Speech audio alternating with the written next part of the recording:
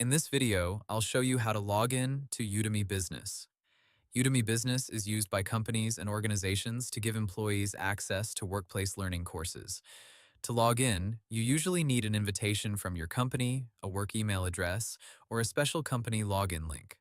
First, open your browser and go to the Udemy Business login page. You can also use the link provided by your company, HR department, manager, or training administrator. Next, enter your work email address. This should be the email connected to your organization's Udemy Business account. After entering your email, click Continue or Log In. If your company uses a normal email and password login, enter your password and continue. If this is your first time logging in, you may need to create a password or activate your account through an invitation email. So, if your company uses single sign-on, also called SSO, Udemy Business may redirect you to your company's login page.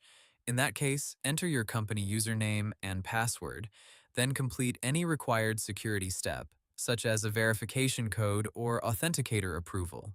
After logging in successfully, you will be taken to your Udemy Business Learning dashboard.